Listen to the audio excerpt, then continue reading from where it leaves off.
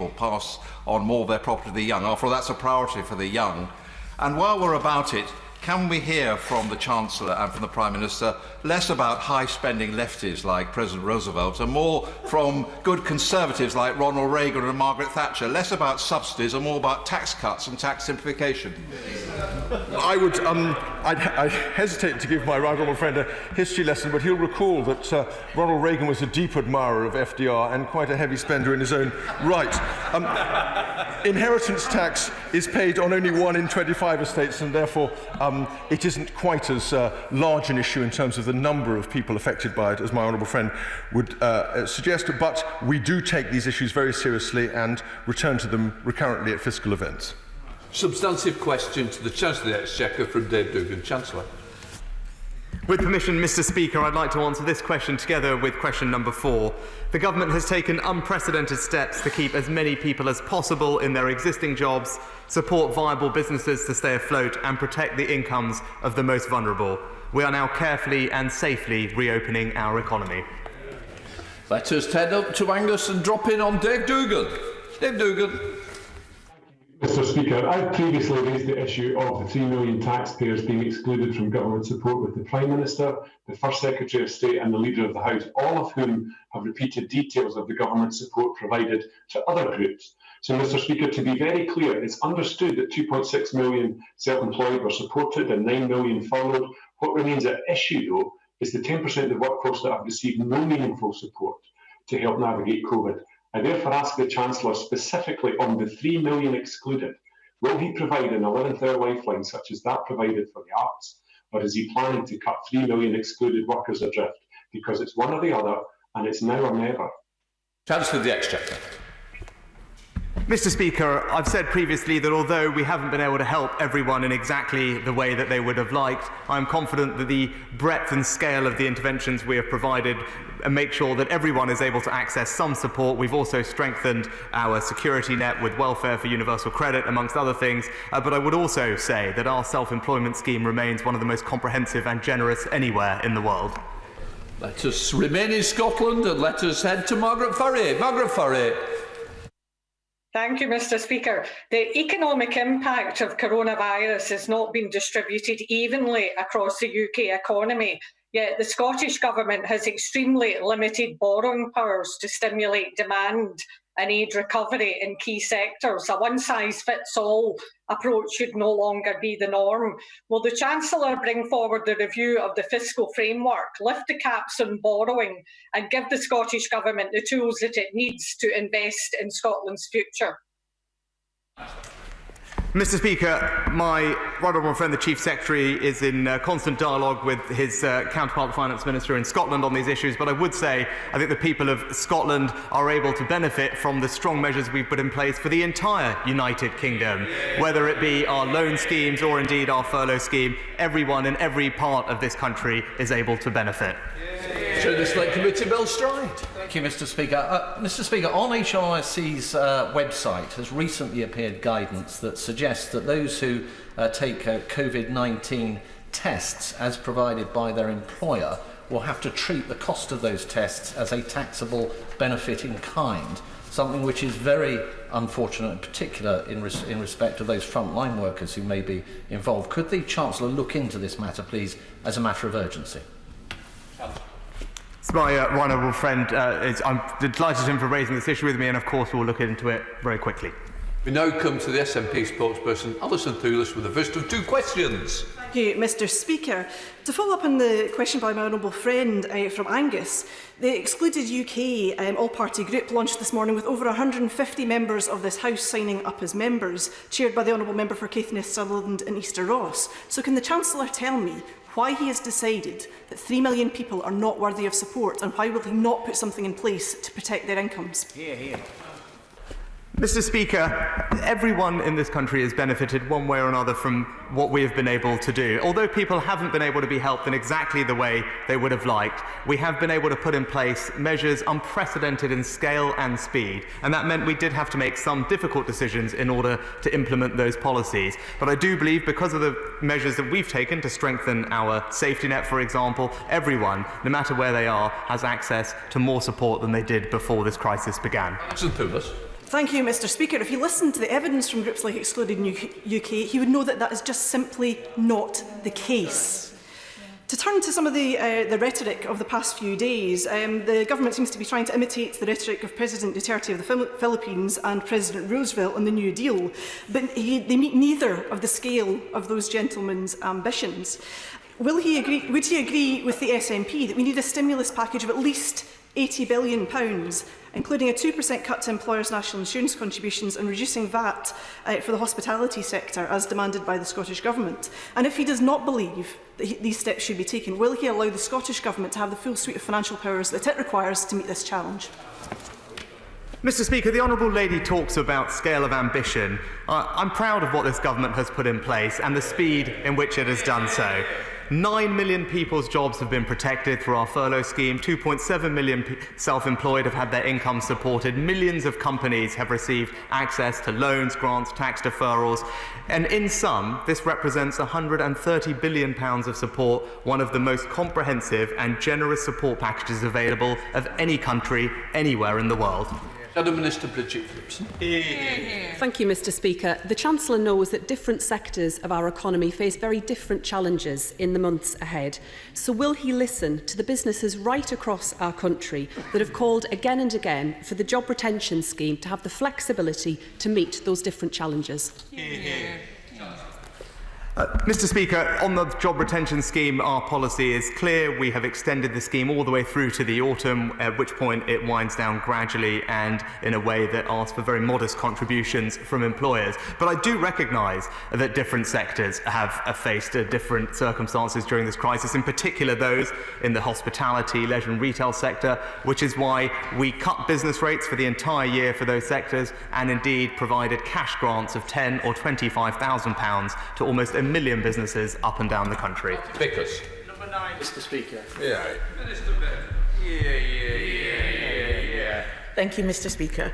We recognise every region and community is impacted by this crisis. That's why the government has announced unprecedented support for businesses and workers around the country.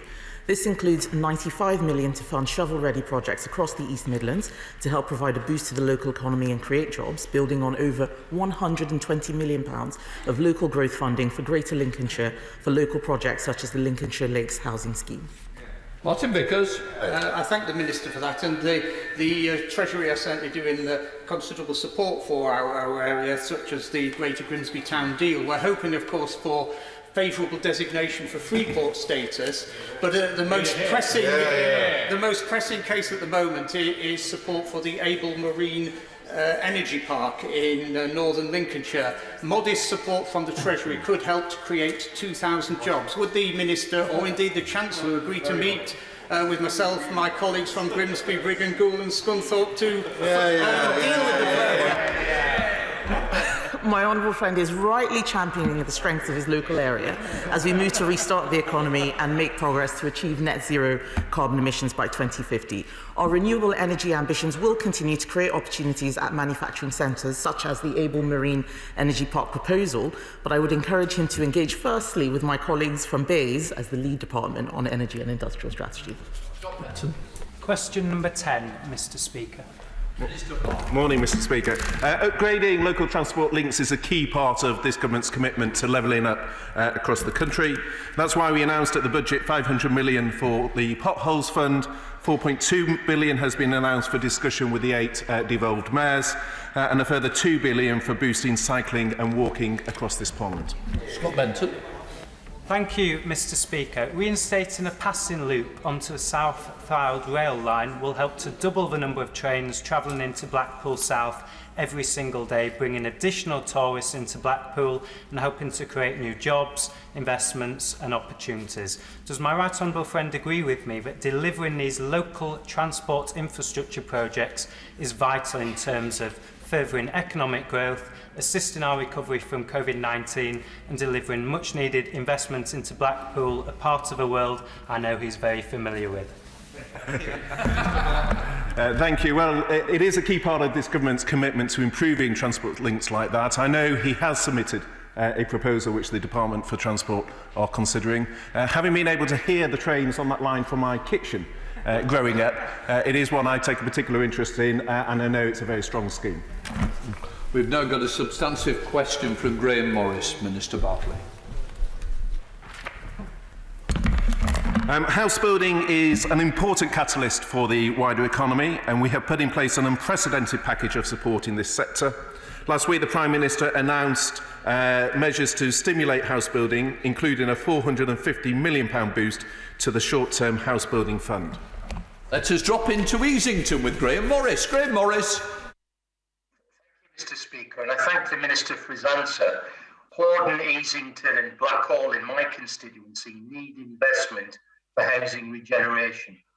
The recovery plan is ready. However, we need investment to help us transform our communities with new, modern, clean and green housing. Will the Chancellor invest in housing regeneration in East Surrey? Because these schemes can deliver jobs, training opportunities, green energy, sustainable domestic supply chains and boost the local economy.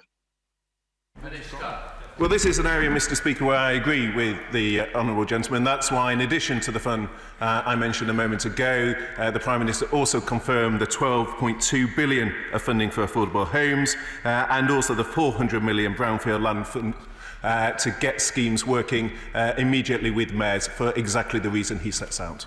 Shadow Minister West Streeting. Thank you, Mr. Speaker. The Conservative manifesto promised £9 billion for energy efficiency schemes, but the Committee on Climate Change described even that, and I quote, as welcome, but not enough to match the size of the challenge. Given the Chancellor is about to announce a £2 billion scheme, why is the government scaling back its ambition when it should be scaling up to bring down people's bills, to tackle climate change and to create the jobs we need to get Britain back to work? Well, Mr. Speaker, if you listened to the answer a moment ago, he would have seen we're actually learning from the lessons of the 2008 crash. So one of the measures that was put in place then was saw a fall of a third in the number of small house builders. And so part of the £480 billion fund, what it is doing is providing the finance to enable the small house builders to build the schemes that both sides of the House agree on. It's learning from the lessons of the schemes Labour put in place in 2008 that led to a fall in construction work. Substantive question, the Chancellor of the Exchequer from Sarah Champion. With permission, Mr. Speaker, I'd like to answer this question together with questions 14 through to 19.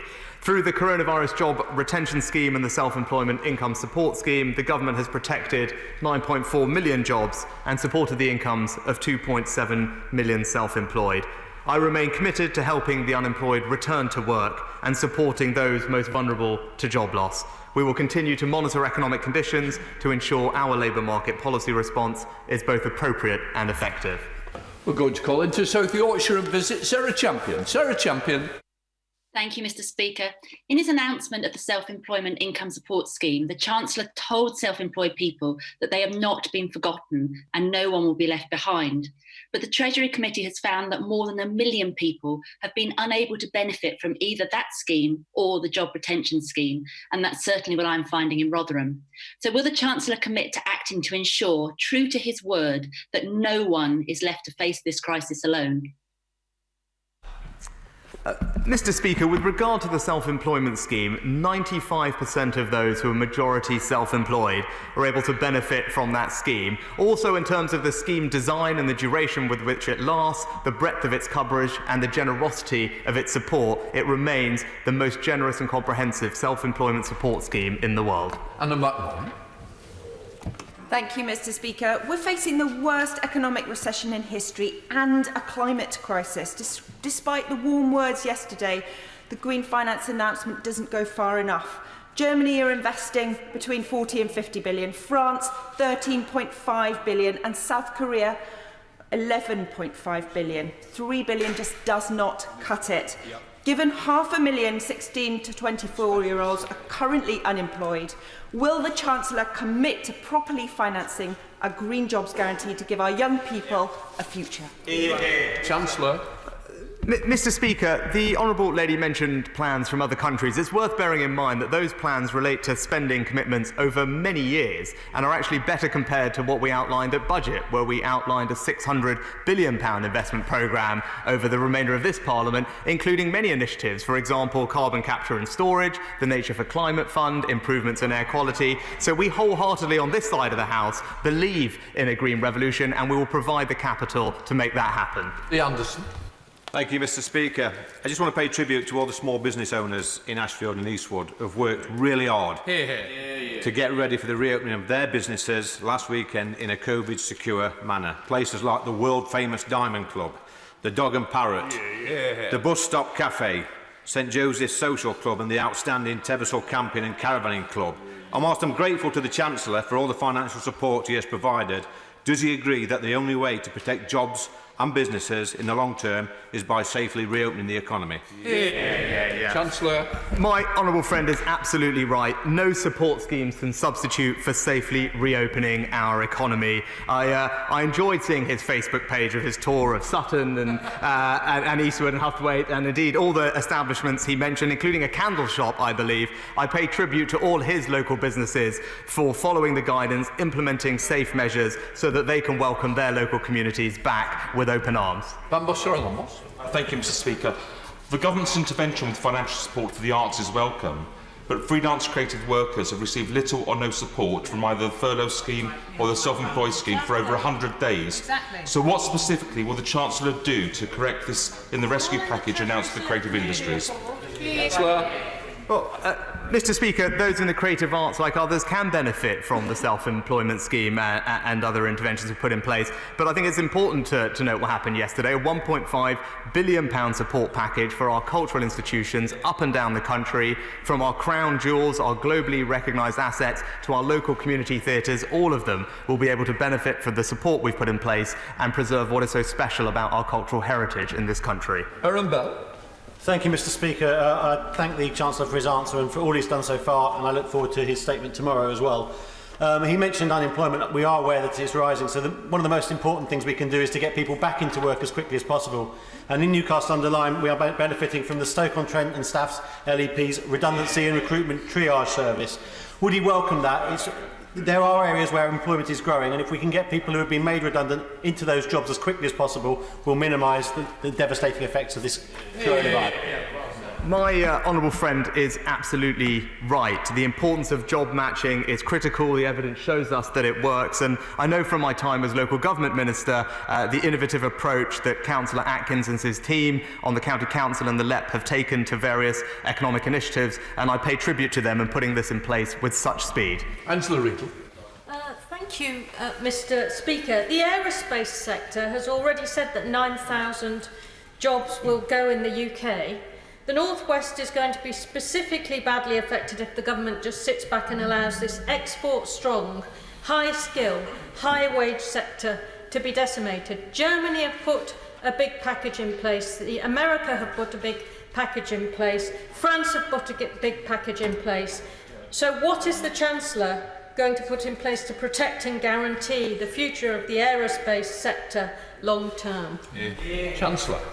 Mr. Speaker, with respect to France and Germany, those related to interventions with specific companies, it obviously wouldn't be appropriate for me to comment on those in this place, in this time. But with regard to the US, the support they put in place was to support domestic connectivity. Primarily, that is something that this government has done by subsidising considerably our bus network and our rail network to make sure that intra-union connectivity remains through this crisis. Heading up to lovely Lancashire with Rosie Cooper. Thank you, Mr. Speaker. Will the government abandon its one-size-fits-all wind-down of the furlough and self-employed scheme and adopt a targeted strategy which acknowledges that hotel workers, chefs and self-employed lighting technicians cannot and should not be treated the same way as workers in sectors which are already back at full capacity? Chancellor. Mr. Speaker, the most important thing for all these sectors is for them to be safely reopened, which is why I'm delighted last weekend we were able to meet the targets set out in our reopening plan, and I know the Prime Minister has spoken about reopening our remaining closed sectors in the coming weeks, which is welcome news, but what I would say is those sectors, the Honourable Lady is right, have faced hardship, which is why, as I said earlier, they have received considerable extra support from the government in the form of business rates, holidays and cash grants. Shadow Minister, Pat McFadden. Thank you, Mr. Speaker. Thousands of job losses have been announced in recent days, and many more are expected if the furlough scheme is withdrawn from all sectors at the same time. Now, with young people facing the most difficult labour market conditions for a generation, and many otherwise viable businesses in trouble because of social distancing rules, does the Chancellor accept the case for employment support aimed directly at those sectors most likely to be hit by job losses in the coming months? Mr. Speaker, those who call for a sector-specific approach are not always able to articulate exactly how they would define those sectors and the supply chains that those sectors also serve. But what I would say is the most important thing is to have provided broad, generous and swift coverage to protect 9 million jobs, which is what this government has done, and now to reopen those sectors so we can get as many of those people back to work as quickly as possible to the jobs that they had. We now have a substantive question from Stephen Metcalfe to Minister Norman. Minister. Thank you, Mr. Speaker. The government recognises the current challenges facing commercial landlords, and that's why we've worked very closely with lenders to ensure support and flexibility is being shown to commercial borrowers. Of course, this forms part of a much wider picture of unprecedented support to businesses affected, including via business rate holidays, grants, government-backed loans, and of course those in turn give access to cash to pay for rents and salaries or suppliers. Let us head to Basildon with Stephen Metcalfe. Stephen Metcalfe. Thank you, Mr. Speaker, and can I draw members' attention to my register of interests? While many tenants welcome the steps the government have taken to protect them from eviction, for many small private landlords, the rental income on shops, offices and residential property is their only form of income, which in many cases has completely dried up. Will my honourable friend therefore work with the sector to explore how to provide financial support to individuals who find they have no income and no access to any of the other very impressive schemes the government have introduced? Minister. Well, I thank my honourable friend for his question. He'll know, of course, that we've published a code of practice to encourage all parties involved in a landlord-tenant situation to work together to ensure equity and a swift recovery. More widely, we've made available over £330 billion of guarantees through the Coronavirus Business Interruption Loan Scheme, Large Business Interruption Loan Scheme and Corporate Financing Facility. But, of course, I'd be happy to continue to discuss this issue with my honourable friend. Ben Lake. Number 22, sir. The government has been carefully considering the potential issuance of a UK sovereign green bond. Present has no plans to do so, but we continue to monitor the case for a sovereign green bond and will keep this under urgent review. Ben Lake. Thank you, Mr. Speaker, and I thank the Minister for his answer. I'm very glad that the government will keep this matter under consideration because, as evidenced recently by Quebec, green bonds can be effective in raising both capital investment and investment for operational expenditure to further the green transition. Can I also ask that the government considers whether or not the Welsh Government can be enabled to issue such a bond so as to help the effort for a greener economy? Minister. I thank the honourable gentleman for his question. Clearly, the issue of debt and the handling of debt is a significant challenge for the government at this point in time. The Core Gilt programme is the most stable and cost-effective way of dealing with the financing needs that we have. But he makes a reasonable point, and we will continue to look constructively at all options going forward and also the changing environment that exists as a consequence of this crisis. Bowie. 23, sir. Minister Bartlett. The UK government's response to COVID-19 has been UK-wide. which has enabled over 750,000 people in Scotland to benefit from the Job Retention Scheme and the Self-Employed Income Support Scheme, in addition to the £3.8 billion of Barnett consequentials they've received. Drew Bowie. I thank my right honourable friend for that answer. I think it goes to show the benefits of being in the most successful political and economic union in the history of the world. But can I ask specifically about what work and support might be being given or thought about being given to the oil and gas sector, which is struggling with the dual blows of record low oil and gas prices and the COVID-19 pandemic? Minister. Well, he is right, Mr. Speaker, to identify both the benefit of pooling through that UK approach, but also the specific issues in terms of the oil and gas industry. And that's why industry leaders met with BEIS on the 11th of June. Work is ongoing, particularly in relation to what support can be provided to that sector, and we are very mindful of its significance to the economy of Scotland. Gareth Bacon. Number 24, Mr. Speaker. Minister Bott. Last week, the government announced a comprehensive package to support councils in responding to the pressures caused by COVID-19. We have now provided over £3.7 billion of additional grant funding for councils and announced a major new scheme to reimburse them for their lost income. Mr. Speaker, fears have been expressed that financially poorly managed local authorities will be fully bailed out by the government, while better managed local authorities like the London Borough of Bromley may have to meet COVID-19 shortfalls through their reserves. Can my right honourable friend offer reassurances on this point? And if COVID-19 funding shortfalls do remain, would he consider allowing a capitalisation directive to enable councils to fund one-off shortfalls through capital receipts or borrowing? Well, we have always taken the approach, Mr. Speaker, that borrowing is allowed for infrastructure and capital projects, but not day-to-day revenue. And that policy will continue. But at the same time, all councils have received support, including the 16 million that has been allocated to Bromley. But it is right that those address the varied needs of different councils, and that's very much the approach we've taken. We've got Chair of the PAC, Megan. Thank you, Mr. Speaker. Of course, one of the areas that local government's gone into more in order to fund their services is commercial investment. And the package last week does not cover the shortfall in that, which is hitting some local authorities very hard, with a number looking at Section 114 notices. Is the Minister prepared to see councils go bankrupt on his watch, or is there a package of support for those councils? Well, as Chair of the Public Accounts Committee, the Honourable Lady will know very well that commercial income carries risk, and councils investing in that were cognisant of that fact. But at the same time, councils where there is a risk of a Section 114, I would advise to talk closely with the Secretary of State for local government ahead of any such decision. Shadow Minister Duncan. Thank you, Mr. Speaker. The Prime Minister promised to do whatever it takes, and the Housing Minister told councils to spend whatever it takes. The government will reimburse you. So will he reaffirm that pledge? Because councils need certainty. Many are already cutting services, and the one-size-fits-all approach simply doesn't work. So will he further commit to the principle that packages announced by the government should meet the financial cost of coronavirus and the social need for those local authorities? Minister. Well, the Honourable Gentleman will know that the actual cost will be uncertain for some time for local councils, not least in terms of the impact,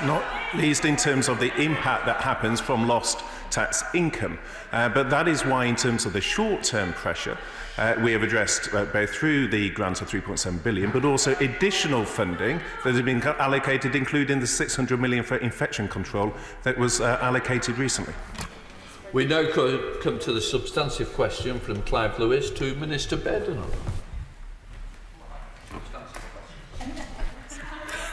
Thank you, Mr. Speaker. The Prime Minister recently set out the first steps of the government strategy to rebuild and fuel economic recovery in response to COVID-19. The government believes the best way to secure a recovery is to invest across the UK to level up, whilst ensuring we create the conditions for private enterprise to flourish. Let's head to Norwich to visit Clive Lewis. Clive Lewis. Thank you. The Chancellor would have received a letter signed by members across this House, including myself, asking for him to consider introducing a 4-day working week as a way of helping the country recover and create a better future post-COVID-19. So will the Chancellor commit to the Treasury exploring a 4-day working week as part of its economic planning for the recovery? And will he also meet with me and other members to discuss how we can work together to make shorter working times a reality? Minister. Thank you, Mr. Speaker. The government believes that the best way of dealing with these issues is for workers to look at existing options available for flexible working and discuss them directly with their employers, rather than the government legislating for the entire UK workforce. But I'm very happy to meet him to discuss further on this topic, if he would like. We now come to Robbie Moore. Number 28, Mr. Speaker. Minister Norman. Thank you, Mr. Speaker. With your permission, I should like to answer this question together with questions 29 and 30. As you all know, the Chancellor has announced an unprecedented package of support for high street businesses affected by the pandemic. In particular, the government is giving retail, hospitality and leisure businesses a year's business rates holiday. It's protecting commercial tenants from eviction and debt recovery. It's offering grants of up to £25,000 to eligible businesses and making sure that businesses have access to the financing they need as quickly as possible, and we stand ready to take further steps if necessary. Robin Moore. I thank my right honourable friend for that response. I recently visited a brilliant independent furniture store, Rooms, right in the centre of Keighley, run by Andrew Foster and his wife Janine and their son Joe. They and many others welcome the 100% business rate relief this year, but are concerned about next year and indeed the fairness of the whole business rate structure when considering pure online businesses and those based in premises. Will my right honourable friend continue to review this in light of COVID and look more closely to create a fairer business rate structure? Well, I thank the honourable friend very much, and I'm delighted to hear about Rooms, and of course in my own constituency there have been many businesses that have reopened, and reopening the economy is the central step that we need for our national recovery. As he will know, we've committed to a fundamental review of the business rate systems and published some pretty comprehensive terms of reference to review at the spring budget. In the meantime, we are committed to supporting businesses and have taken actions to reduce the burden of rates, which will save businesses more than £13 billion over the next 5 years. Let us head to Lincoln to visit Carl McCartney. Carl McCartney. Thank you, Speaker. It's no secret that Chancellors have an overarching influence across all government departments. Within my Lincoln constituency county of Greater Lincolnshire, we are faced with major local government reorganisation. Does the Treasury have the view that for the UK's second largest county, a single unitary authority would be in the best financial interests of my constituents when enforcing forthcoming local government reform and devolution? Well, I think it would be wrong for me to offer a view as a minister on this, but I can tell him that my personal experience has been that the more streamlined, the clearer the lines of authority and the more integrated and shared approach that is taken, the more effective the infrastructure delivery is likely to be. David Johnson.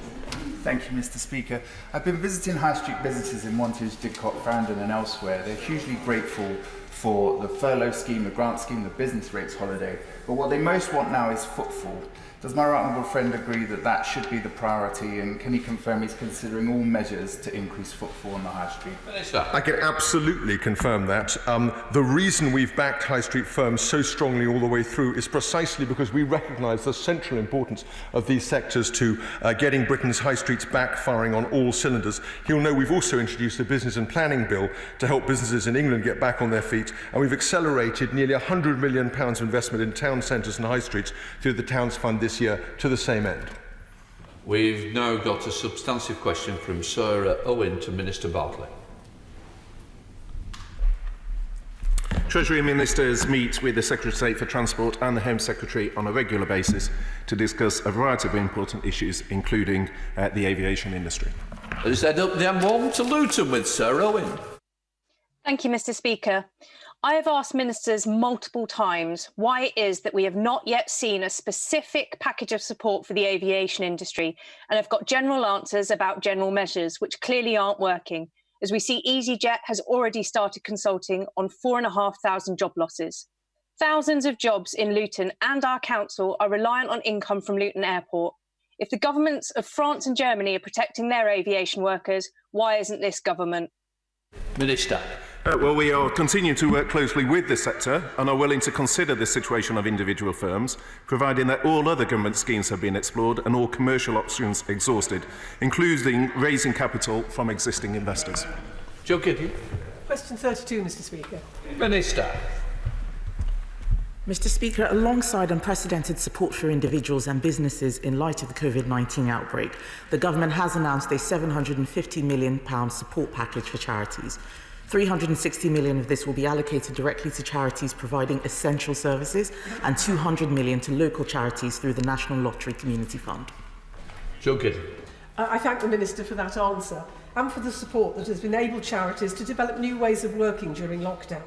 Can the Minister outline how this government's support has helped my constituents in Stoke-on-Trent Central? Minister. My honourable friend is right to highlight the extraordinary innovations we've seen from charities in Stoke-on-Trent and across the country. We've seen innovation and adaptation right across the economy, and this has been made possible by the unprecedented level of support that we've been referring to in this session. Of this support, £230 million has been disbursed from the government's Charity Support Fund as of the end of last week. Minister, we've now got a substantive question from Damien Collins. With permission, Mr. Speaker, I would like to answer this question 33 with question 34. The Treasury is working extensively with employers, task forces and industry groups to understand the long-term effects of COVID-19 across all key areas of the economy, including the artistic, creative, tourism and hospitality sectors. We will continue to monitor the impact of government support on the economy. We've now coming over to the question from Damien Collins. Damien Collins. Thank you, Mr. Speaker. Whilst hotels, hospitality businesses and holiday parks are reopening in my constituency, many businesses fear that this will be a year of 3 winters. What support is the government considering beyond what's been delivered so far? And in particular, would the Treasury consider the request been made for the hospitality sector to cut VAT to 5% for tourism and hospitality businesses? Minister. As ever, Mr. Speaker, all taxes are kept under review and changes to tax are announced at fiscal events. My honourable friend will be pleased to know that admissions to cultural venues, for example, are already exempt from VAT if they are provided by a local authority or an eligible body, such as a charity, and we will continue to review the situation. Thank you, Mr. Speaker. Like many other members across the House, I met with Excluded UK this morning, and many of those, particularly in the creative industries, freelancers who fall in between the gaps of the different government schemes. The package that's been announced for the creative industries is welcome, but what is the government going to do to support those many thousands of people, including in Cardiff South and Penarth, who fall in between the gaps working in the creative industries? Minister. Mr. Speaker, the UK continues to have one of the most generous coronavirus support schemes in the world, including for many self-employed people like the ones that he refers to. He will know, for example, that the government recently announced a £1.57 billion cultural fund, and funds like that are being targeted at the very few people that he is speaking about. Now come to Jonathan Gillis. Number 35, Mr. Speaker. Minister Bartley. I regularly meet with the Secretary of State for Education to discuss schools funding. We are providing a £1 billion package to help students catch up on lost learning. This sits alongside the £100 million to boost remote education and the additional £7.1 billion of core funding for schools we announced at SR19. Jonathan Gillis. I'm very grateful for my old friend's answer and know that he was enjoying his time when he came to visit Stoke-on-Trent in the winter last year, but he will sadly know that Stoke-on-Trent Kids Grove and Talk is ranked in the bottom 20% in Social Mobility Index, and we are sadly well below national averages in both young and old taking up level 3 and 4 courses. So could my honourable friend set out the steps the department has taken to support further education? And would he agree with me that post-16 providers like Stoke-on-Trent Sixth Form College play a vital part in levelling up opportunity to upskill and retrain both young and old, and enabling them to be better off than those before them? Well, I know as a former teacher he speaks with great authority on this issue, and I absolutely agree with him that a strong post-16 education system is vital to our recovery. That is why we've given a range of flexibilities to the usual funding arrangements, and I know the Department for Education has set out further details on those. Jen Stevenson. Question 36, Mr. Speaker. Minister Glenn. On the 20th of May, the government launched the Future Fund. The fund is an investment scheme for high-growth companies impacted by the pandemic that provides between £125,000 and £5 million in government funding through convertible loans, with third-party investors at least matching the government funding on each loan. As of the 5th of July, £379 million worth of convertible loans have been approved through the Future Fund, and the government has also made £750 million of support available for innovative firms through Innovate UK grants and loans. Jen Stevens. Thank you, Mr. Speaker. Unemployment in Wolverhampton North East was 3 times the national average as we came into the pandemic. So many businesses have expressed their gratitude for the wide range of support. As we emerge from the pandemic, can my right honourable friend reassure me this will be the party that champions innovators, start-ups and SMEs so we can get job opportunities and more prosperity in seats like Wolverhampton North East? Minister. the Honourable Lady makes a very good point and case for her constituency. As the Prime Minister set out last week, we will double down on levelling up and give everyone growing up in this country the opportunity that they need. The Prime Minister announced the acceleration of £96 million of investment from the Towns Fund, including nearly £13 million on kickstart activity in the West Midlands. Can I just say that the members are pretty upset. They feel we've taken too long. They were desperate to get in, but there we are. I'm sorry about that. What I would say is we now come to topicals with Henry Smith, Chancellor of the Exchequer. Mr. Speaker, 4 months on from the outset of coronavirus, we have slowly and carefully reopened much of our economy, and we can now begin our national recovery. Throughout this crisis, I've repeatedly made clear that whilst we cannot protect every single job, we will do all we can to make sure our businesses and people have the tools they need to get through this and emerge stronger on the other side. Heading to Henry Smith in Crawley. Henry Smith. Mr. Speaker, thank you very much. To help the aviation and travel sectors recover from the negative impact of COVID-19, will my right honourable friend consider suspending air passenger duty until at least the end of summer 2021? Chancellor. Mr. Speaker, my honourable friend, as always, is a champion for the industry and knows how important it is to the UK economy. What I can tell him is that at budget we committed to a consultation on aviation tax reform, and we remain committed to that and will bring forward the timing in due course. We now come to Shadow Chancellor of the Exchequer, Annalise Dodds. Thank you, Mr. Speaker. The Chancellor stated earlier that the job retention scheme is being wound down from the autumn. It's actually being wound down from the start of next month across all sectors at the same time, and we're already seeing the impact of that in very substantial redundancies. The Resolution Foundation called this week for a targeted continuation of the scheme for the hardest hit industries and those areas affected by additional lockdowns. The Chancellor said he doesn't want to pick winners, but this health crisis has involved governments designating losers, quite rightly, for public health reasons. So why is he persisting with this one-size-fits-all removal of the job retention scheme when this will inevitably lead to additional redundancies? Thank you. Chancellor. Mr. Speaker, this is not about picking winners or losers. This is about protecting people's health. And where it is incumbent on the government to step in and make sure that we can protect people's health through targeted interventions, that will remain the right thing to do. With regard to economic support, my right honourable friend, the Health Secretary has made clear that support has been provided to the local council, whether this has been the place. And with regard to the furlough scheme, we are in the belief, rightly, that this is a universal scheme. It is generous, it has been extended to October, and it is winding down in a gradual and temperate manner.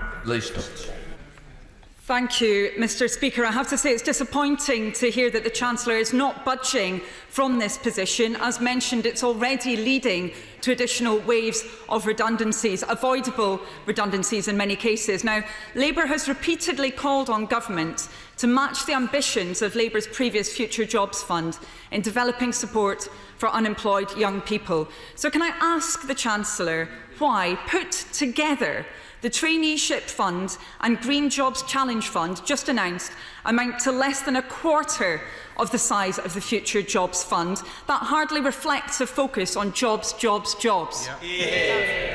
Chancellor. I'm not quite sure that's right, Mr. Speaker. The Future Jobs Fund, I think, in reality was about £1 billion. We announced yesterday a £2 billion Green Home Grant to provide home efficiency upgrades for hundreds of thousands of homes to create tens of thousands in jobs up and down this country, where households can not only save money on their electricity bills and save carbon, but also create good local jobs in the process. Laura Files. Thank you, Mr. Speaker. From a health perspective, COVID-19 disproportionately affected the old. But from an economic perspective, the risks are greatest for the young, both in lost employment opportunities and potentially a future higher tax burden. What reassurances can my right honourable friend give that the economic prospects of young people will be his priority in the future recovery? My honourable friend is absolutely right. Young people are more likely than not to work in affected sectors. They are more likely than others to be furloughed. And we know from all the evidence that the impact of scarring on young people is very significant, and which is why they remain uppermost in my mind. And I can give her that reassurance that they will be prioritised as we think about our recovery and our labour market interventions. We're returning to visit Margaret Furrier again. Margaret Furrier. Thank you, Mr. Speaker. The TB in Cambuslang in my constituency responsibly took out business interruption insurance, including notifiable diseases cover. The one time that they've had to claim is during the coronavirus pandemic, but they've been refused because COVID-19 is not on this list of notifiable diseases. Many other businesses have found themselves in the same position and understandably feel frustrated that insurers have not helped them in their time of need. What discussions are the Treasury having with the FCA to remedy this situation? Minister. Well, I thank the lady for her question, and as she will know, the Treasury is in constant communication with the FCA on these and other issues. If she would like to bring the specific details to my attention, I'll make sure that they are examined by ministers. Douglas Ross. Thank you very much, Mr. Speaker. Our coach industry is going to be vital as the country opens up and we begin our recovery from COVID-19. Local Murray firm Mains a Bucky and owner Kevin Main have been leading calls for a bespoke deal to support the coach industry. Is this something the Treasury will look at and consider? Well, I'm sure he understands that, of course, the desire for bespoke deals across every sector is extremely great. Our view has been that actually what's required is to lift all boats by a general support for the economy, and that is the approach we've taken, and that is why the interventions that we've made so far include almost £300 billion of guarantees, roughly 15% of UK GDP. Tim Farron. Thank you, Mr. Speaker. On Saturday, we proudly reopened hospitality and tourism safely in Cumbria, which is our largest employer.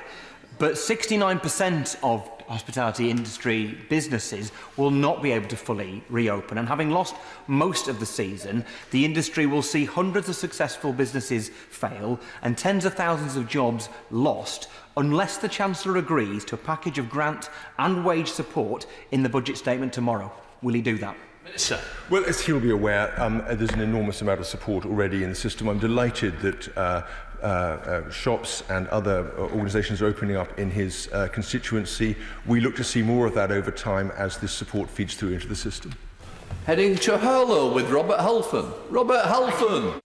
Thank you, Mr. Speaker. Does my right honourable friend agree that beauty salons, tanning salons and nail bars such as Salon 112 and Shui Tanning and Beauty, based in my constituency of Harlow, are important small businesses and often the lifeblood of our local economy? They should be supported, allowed to open and not denigrated. Will he ensure that when he cuts taxes, businesses like these will be a top priority given the struggles they have had to face? Minister. Well, no one who knows my beautiful friend would be surprised that he knows these beauty salons as well as he does, and I salute him for it. On the serious point, he's absolutely right about the importance of these businesses to all of our constituencies. He's also, he didn't mention it, but he also should mention that many of these are run and staffed by women, and it's very important that we should pay attention to the equalities impact of that. The key thing is that we get these businesses open, and that is what the Treasury is focused on, including beauty salons. Meg Hillier. Thank you, Mr. Speaker. Mr. Speaker, we all know that there's huge problems in culture and theatre. The Hackney Empire, 120 years serving residents in Hackney Grey Eye Theatre Company in my constituency, which works with disabled artists. And it's great that there's been an announcement about support, but if you do the maths, it's quite a lot of organisations needing this money, and the Secretary of State for Culture has talked about supporting the main gems. So when will those local theatre companies know how much money they're going to get, and when will they get the cash? Chancellor. Mr. Speaker, I'm glad that the announcement we made yesterday was warmly welcomed across the cultural sector by institutions large and small. I can assure the Honourable Lady this is not just a support package for large institutions, it is a support package that will find its way to all our local cultural institutions that provide such an important part of our local communities, and I know that the Culture Secretary and his team will be here just after this to answer further questions. Chris Graver. Thank you, Mr. Speaker. Can I also thank the Chancellor for yesterday's announcement? Very welcome. Could I, though, ask him to bear in mind those freelancers and those with other forms of employment in the sector who continue to struggle as he plans tomorrow and going forward. But Mr. Speaker, we need to move ahead with a green recovery. Could I ask the Chancellor to consider providing additional incentives to develop a hydrogen infrastructure in this country? I don't believe we can achieve our emissions objectives just with battery technology. We're going to need hydrogen vehicles as well. This government really needs to do a lot to encourage the development of such an infrastructure. Mr. Speaker, I agree wholeheartedly with my right honourable friend that we should make getting to our net zero commitments at the heart of our recovery. He will have seen the announcement we recently made about green homes grants, showing our commitment in this area. But I know he has a lot of experience with regard to hydrogen and transportation. I look forward to getting those thoughts from him so we can incorporate it into our future plans. Smith. Thank you, Mr. Speaker. More young people need a college place. More young people need help with catch-up. More adults need retraining. City of Bristol College and colleges such as St Brendan's in Bristol are perfectly placed and ready to help, but the Chancellor needs to help them. So will he commit to extending the COVID £1 billion to post-16 to catch up? And will he commit to ensuring that every 16 to 19-year-old has a funded place at a college from September? Chancellor. Well, Mr. Speaker, I agree with the honourable member about the importance of post-16 education and further education, which is why I was delighted at budget to announce a £400 million increase in post-16 education, a record increase in per-pupil funding compared to the last several years, and indeed the Prime Minister also talked about our commitment to upgrade the entire FE College estate across the United Kingdom. Dr. Kieran. Thank you, Mr. Speaker. On behalf of all my constituents who contacted me about this, can I thank my right honourable friend for listening to organisations like the Lyceum Theatre and Crew in coming up with this vital £1.57 billion package for arts and culture. Can I ask what the timetable might be for making these crucial funds available? Chancellor. I know my honourable friend is a proud champion of his local theatre, the Lyceum in Crewe, and I know he will be warmly welcoming the announcement made. What I can tell him is the Culture Secretary's team will be here just after us, but we share with him an ambition to ensure that this support reaches all at the relevant institutions as quickly as prudently possible. Let us nip over to Edmonton to see Kate Osmore. Kate Osmore. Thank you, Mr. Speaker. Credit unions are known for offering those on low incomes an alternative access to credit. But due to COVID-19, during the months of April and May, North London Credit Union and Enfield have been hard hit, and they have seen 87.5% fall in the number of loans issued. So will the Chancellor use his summer statement to announce financial support for credit unions who are challenged with branch closures and possible bankruptcy? Minister. Well, I entirely agree with the Honourable Lady about the importance of credit unions. I'm a member of Moneybox Credit Union in Hereford, and I can vouch for their importance, especially to people on low incomes. I think she makes a very valid point, and it's one that we'll continue to consider as we move forward. We now come to Lee Anderson. Thank you, Mr. Speaker. For too long, Ashfield has been left behind, and my constituents wait with anticipation for the Chancellor's financial statement tomorrow. My constituents care about infrastructure, roads, rail transport, the town centre fund and future high streets funding. Can my right honourable friend please assure me that Ashfield will be prioritised as we begin the process of levelling up across the country? Minister. Well, Mr. Speaker, as the Prime Minister said last week, we're doubling down on levelling up, and he committed last week to £95 million to the East Midlands for shovel-ready projects, and that is in addition to the £10.25 million of accelerated funding from the Towns Fund for Kirby in Ashfield. But I look forward to working with him on his commitment to levelling up his constituency. We now come to Emma Hardy. Thank you, Mr. Speaker. It's been a pleasure to meet the young entrepreneurs in Hull. Many of these young people have faced great adversity before setting up their own businesses, but they have had no income, no support and no grants from the government. Have these young people been forgotten? Chancellor. Mr. Speaker, these young people have absolutely not been forgotten, and we remain indebted to them for their dynamism in helping to power our recovery. I'm delighted that our startup loan scheme has recently been expanded and is able to provide cash loans to those budding entrepreneurs in her constituency and others, and I would urge them to have a look at it and see if it will help fund their plans. In order to allow the safe exit of honourable members participating in this item of business and the safer arrival of those participating next, I am suspending the House for 5 minutes. 5 minutes. Order.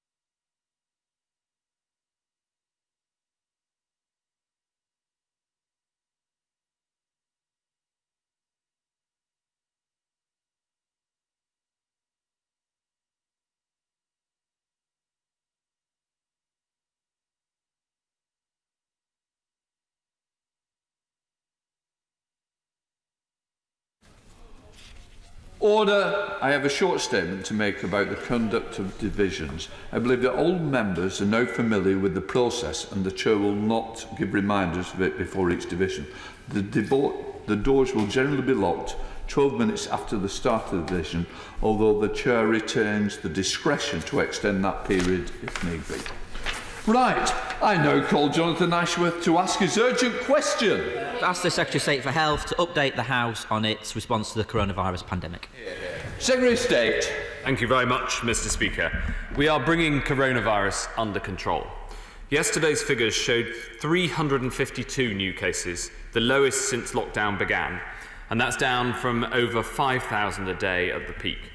209 patients are currently in mechanical ventilator beds with coronavirus, down from 3,300 at the peak.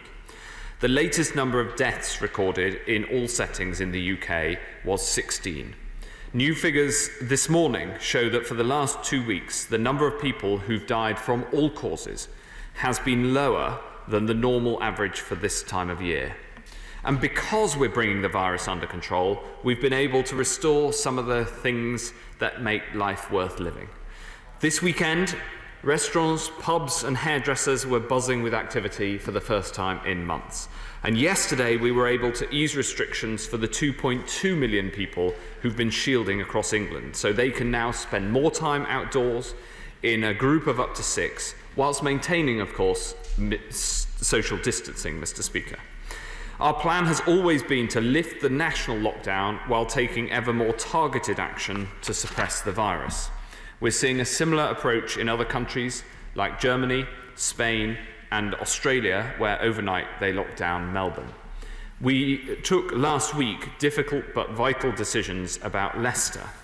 Since then, we've been working with Leicester and Leicestershire, and I'm pleased to say that together we have brought down the 7-day infection rate from 135 to 117 cases per 100,000 people. Mr. Speaker, in reopening hospitality, we've also introduced contact tracing for customers. This system is working. I want to thank all those who are making the system work and pay tribute in particular to 3 pubs that have taken specific action: the Lighthouse in Burnham-on-Sea, the Fox and Hounds in Batley and the Village Home in Gosport. They have all closed for a deep clean and staff testing after in each case a customer had tested positive. They are doing the right thing by their customers and by their communities. This is NHS test and trace working precisely as intended. 3 pubs shut so others can be open. And I think the whole House is grateful. Mr. Speaker, coronavirus has been the worst global pandemic in a generation. Here, we protected the NHS, we built the new Nightingale hospitals in 10 days, at all times treatment was available for all, our medical research has discovered the only drug known to work, we've built from scratch almost one of the biggest testing capabilities in the world, we're getting coronavirus cornered, but this is no time to lose our resolve. The virus exists only to spread, so we must all stay alert and enjoy summer safely. Jonathan Ashworth. I'm grateful to the Secretary of State for that answer. He's quite right. We are through the peak, but we must not be remotely complacent. There's thousands and thousands could still die from this virus over the coming months into next year. On the point about Leicester, I obviously welcome that news about Leicester, and I'm grateful for the way in which he and his officials have kept me updated. Could I just ask him, what is the exit strategy for Leicester? How does an area that has gone into a local lockdown escape from a local lockdown? In Germany, I understand local lockdowns are lifted at around 50 cases per 100,000. Will he be applying similar criteria here in the United Kingdom? I think people in Leicester and potentially other towns and cities that could go into lockdown would welcome that clarity today. Of course, the Pillar 2 data has been an issue of some contention, but much of it has now been delivered. But there are still complaints that the way in which the data set has been delivered is incomplete. Directors of Public Health need Pillar 2 community data in real time on a daily basis. They need total number of tests undertaken, as well as those that are just positive, and they need patient identifiable data so they can put in place the extensive contact tracing needed to keep all of our constituents safe. In Leicester, there's been speculation that the textile trade or food manufacturing has been responsible for the outbreak, although we still don't actually know why we had that outbreak in Leicester. But many of these places where there have been outbreaks, whether it's Kirklees or elsewhere, have usually been characterised by low pay, insecure work and lack of decent sick pay. So can I ask him to look again at sick pay entitlements, because people will not isolate unless they're given that financial security. And finally, he said that yesterday, or rather, Mr. Speaker, on Sunday, he said that asymmetric transmission is a problem. Totally asymptomatic, asymptomatic transmission is a problem. We agree. Could he explain why he's not routinely testing healthcare workers? We've now got a position in this country where Premiership footballers are tested twice a week, but NHS staff are not routinely tested. And finally, on care homes. The initial guidance from the government downplayed the risks to care homes. Care providers were sent conflicting guidance throughout this outbreak. Staff could not access testing until mid-April and are still not tested routinely. PPE supplies have been inadequate. Thousands of families have lost their loved ones in care homes to this disease. Care workers themselves have died on the front line. Can he understand why people are so insulted by the Prime Minister's remarks when he said too many care homes didn't really follow the procedures? Can he appreciate the hurt that has led to care home providers today, for example, describing the comments as clumsy and cowardly? And can he tell us, therefore, which care homes didn't follow procedures and what these procedures were that apparently were not followed? And will he take this opportunity now to apologise for the Prime Minister's crass remarks? Yeah. Secretary of State. Thank you very much, Mr. Speaker. Firstly, on Leicester, he asks rightly about the process needed to bring Leicester out of lockdown and bring it back to the level of freedom that's enjoyed in the rest of the country. And what we said when we took the measures just over a week ago is that we needed to see 14 days of data, and so we proposed to make announcements on the next steps on the 18th of July. Of course, if further measures are needed in the meantime to tighten up, then we would take them immediately. But as I said in my statement, the good news is that the data are currently moving in the right direction. He asked specifically about a figure for the point at which such a local lockdown might be lifted. We're not going to use or give a specific figure because both the level and the rate of change matters. If the level were lower but it was going up, that could be a worse situation than a higher level that is under control and falling. So you've got to look at both the level and the rate of change. I'm glad that he said that data is being delivered. He mentioned some more detailed data, and I'm very happy to look into those proposals. He mentioned asymptomatic testing and the asymptomatic testing of NHS staff. As this House debated 10 days ago now, Mr. Speaker, we have worked with clinicians to come forward with a scheme that is supported by those clinicians for the regular testing of NHS staff. That scheme is now agreed and in place, and of course we constantly monitor it, and we monitor the number of cases amongst NHS staff, and I'm content with that scheme that was set out almost 2 weeks ago. He also asked about care homes, and throughout this crisis care homes have done amazing work. And the Prime Minister was explaining that because asymptomatic transmission was not known about, the correct procedures were therefore not known, and we've been constantly learning about this virus from the start and improving procedures all the way through. And I pay tribute to the care homes of this country who've done so much to care for the most vulnerable throughout this crisis. We now come to the Chair of the Select Committee, Jeremy Hunt. Thank you, Mr. Speaker. The Regis Chair of Medicine of Oxford University, Professor Sir John Bell, told the Science Select Committee last week that saturation testing of NHS hospital staff was an absolute requirement and should have happened from the get-go. Last week, the Health Secretary delighted the social care sector by announcing that care home staff would be tested weekly. Now is his chance to delight not just Sir John Bell, but 1.4 million people in the NHS by saying that from the start of next month, they too can have weekly testing. Will he do it? Thank you very much, Mr. Speaker. Well, as I just mentioned, we have put in place the procedures for regular testing of NHS staff, and those procedures are underlined by the clinical analysis. There's a difference between social care and NHS staff, not least that the impact of this disease in terms of the prevalence of coronavirus has been higher amongst social care staff in care homes. We've got to make sure that these decisions are clinically led, but of course I keep it under review and take the chair of the Select Committee's comments very seriously. Let us call in on the SNP spokesperson, Dr. Philippa Whitford. Dr. Philippa Whitford. Thank you very much, Mr. Speaker. I welcome that the UK government website has now been corrected to add the 80,000 missing COVID cases in England and give a more accurate picture of the epidemic. Compared with Scotland, England currently has 6 times the number of new cases per head of population and 9 times the deaths. Even without a second wave, it's estimated this current level of COVID infections would lead to 27,000 additional deaths by next spring. Does the Secretary of State consider that level acceptable?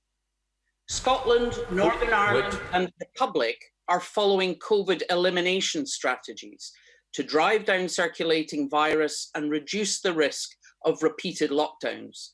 Can he explain what his strategy is going forward? Secretary of State. Yes, Mr. Speaker, our strategy is to drive this virus right down. And as I said in my opening statement, we've now seen in the latest figures just 352 new cases recorded in the previous 24-hour period. We've been working very closely with the Scottish Government, giving them as much support as we can, for instance, to get their testing up and running. And I'm very glad that right across the UK we're succeeding in making sure that this virus is increasingly under control. Dr. Julian Lewis. Can my right honourable friend give any encouragement that beauty salons will be allowed to open in the reasonably near future? And does he share my concern and indeed disappointment that even though campsites are now allowed to reopen, the company in charge of them in the New Forest is threatening to keep them closed until the spring of next year? Secretary of State. Well, my right honourable friend, the Business Secretary, is working closely with the beauty industry on how that industry can open in a COVID secure way. Of course, taking into account the clinical advice. We have, though, been able to change the advice to allow for the reopening of campsites. I'm personally very pleased about that, and I think it will help lots of families to enjoy summer safely. So it is disappointing to hear of a blanket approach taken to not having any camping in the New Forest, where I went camping as a child. And enjoyed very much. Now, of course, at a campsite, you've got to be particularly careful of the shared facilities to make sure they're cleaned properly, but there is a way to open campsites safely and securely, and I know that doing that in the New Forest and everywhere else would help people to enjoy summer safely. Let's head up to Saddleworth and drop in on Debbie Abrahams. Debbie Abrahams. Thank you, Mr. Speaker. Mr. Speaker, the Health Secretary's comments on Sunday suggesting that my Greater Manchester public health colleagues needed help in interpreting the Pillar 2 data they received from centrally contracted private labs was nothing short of insulting. These people are some of the most talented, dedicated and professional that I've had the privilege to work with. They don't need help, they need timely, patient identifiable and complete data, which they have not been getting. So instead of trying to shift the blame for the government's mess in handling the COVID crisis onto our amazing public health teams and care home staff, what is the Health Secretary doing to ensure they get these data? And why isn't he going to announce local thresholds for easing and reinstating lockdowns, as Germany and other countries have done? And finally, will he apologise for his patronising remarks to my public health colleagues? Speaker, I will not allow a divisive approach to tackling this crisis. We will all work together. And we work together with local authorities, we work together with local mayors, we work together with local areas, and we will do that in Manchester and across the board. And I just hope that the Honourable Lady will take the message back to Manchester how keen we are to work collegiately and together. And I think that that is the right way forward. I've already answered the question on the thresholds for changes to local lockdowns. You have to apply judgment, and again, we do this in consultation with and working hand in glove with the local area. Finally, on the data point, I think she might want to have a word with her friend, the Shadow Secretary of State, because he was right to acknowledge that the sharing of this sort of data, which is a complicated task, is constantly improving. We now head from Greater Manchester down to Derbyshire with Nigel Mills. Nigel Mills. Is there more that we can do to help dental practices who are struggling with the need to see fewer patients and with increased costs to provide all the PPE? Many local dental practices are telling me that they'll struggle to survive until they get back to normal volumes if they can't have some help with their increased costs. Thank you very much, Mr. Speaker. Well, my honourable friend raises a really important point. The cost of PPE is a significant extra cost right across the health and care system. Dentists that are on NHS contracts have, of course, had those contracts paid throughout, even when routine dentistry wasn't open. I'm really glad we managed to get routine dentistry open, and we're working with dentists and their representatives to try to make sure that we tackle the real-world challenge of how do you have high-quality, safe dentistry in a way that can ensure that dentist practice can also be financially sustainable. It's a very challenging problem, and I pay tribute to the dentists who are working with us on it. Thank you, Mr. Speaker. Does the Health Secretary agree with the Prime Minister's despicable comments blaming care workers for the huge death toll in care homes, or will he admit that his government's own failings left these low-paid and undervalued carers with little or no protective clothing, many without access to sick pay, fighting a losing battle against this awful disease at the height of the pandemic?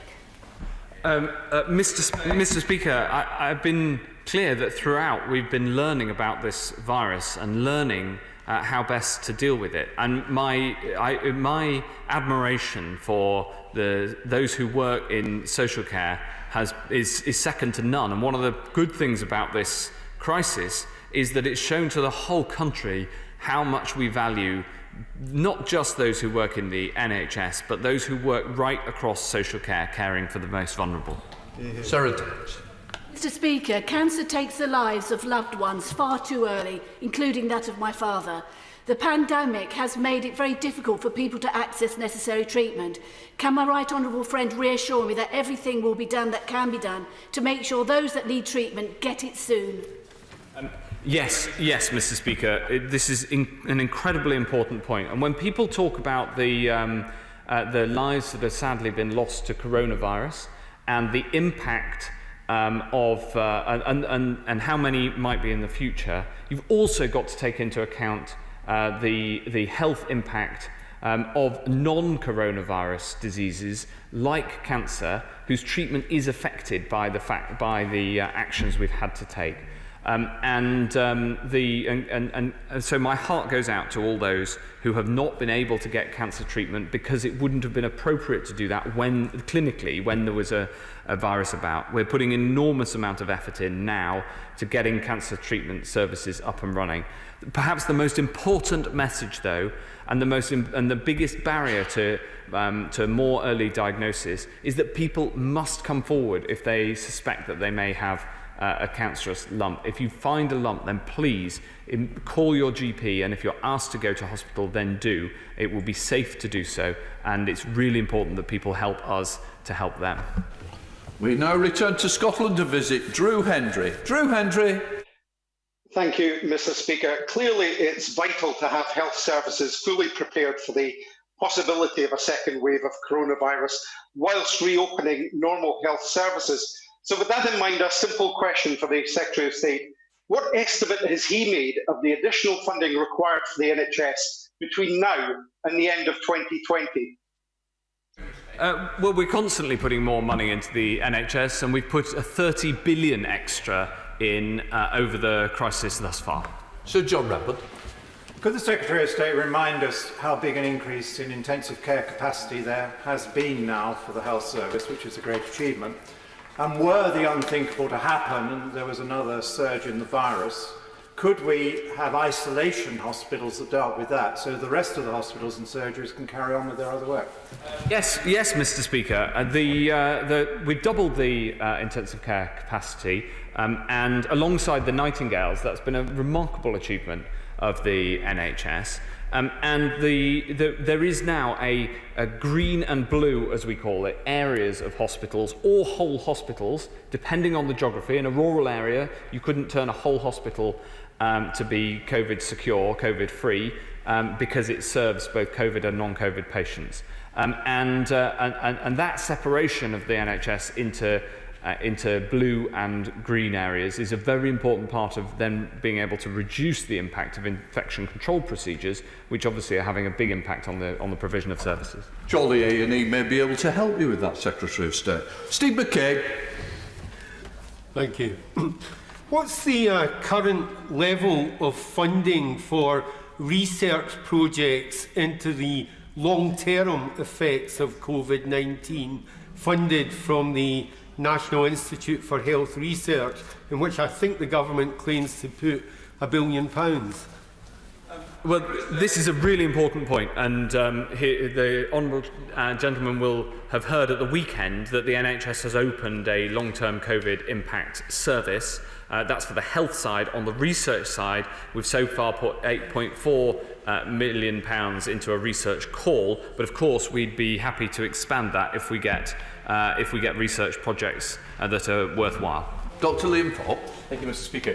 What advice and guidance has been developed for shielded adults who have children of school age? It's not simply a question of the transmission risk between children, but the unavoidable contact with other adults. I'm sure my right honourable friend will understand that the earlier such advice is developed and disseminated, the less unnecessary anxiety there will be for these parents during the school holidays. Thank you very much, Mr. Speaker. I'll write to my right honourable friend with that advice, of course, as thankfully as the virus has been brought under control, so the restrictions on those who are shielding are able to be lifted. So I'm glad to say this is a lessening problem, but certainly ahead of September in particular and the full return of schools, we'll have to make sure this advice is very clear, and we'll do that. Thank you, Mr. Speaker. Day respite care centres such as HomeLink in my constituency provide much needed support for people with dementia, learning difficulties and other complex needs, and they are a lifeline for unpaid carers. HomeLink and others are desperate to open as quickly as possible. They're working on COVID secure guidelines, but they can't get free access to testing for staff and their users. Will he look at making testing for respite care centres available on the same basis as care homes, please? Yes, Mr. Speaker, we have a project underway on this. It's something that the chair of the Science and Technology Committee has been working on for weeks as well, and again I will write to her with the full details of the plan to make this happen. Heading to Dr. Luke Evans in Bosworth. Dr. Luke Evans.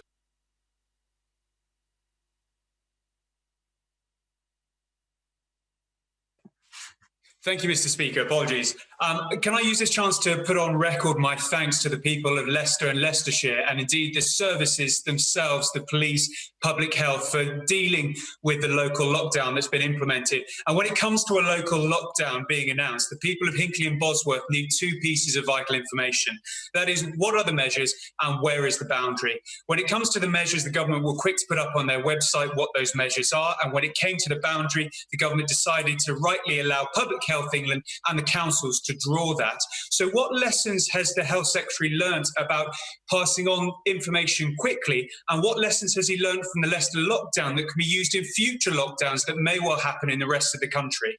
Well, Mr. Speaker, the honourable gentleman, my honourable friend, is quite right to praise the work that's been done by Leicestershire County Council as well as by the City Council, with whom we're working hand in glove. And of course, we're looking at the way that the lockdown was brought in at pace in Leicester to ensure that, should we need to do that again, we can make sure that it is a yet more effective process. One of the lessons is that the boundary for the action is a critical piece of information.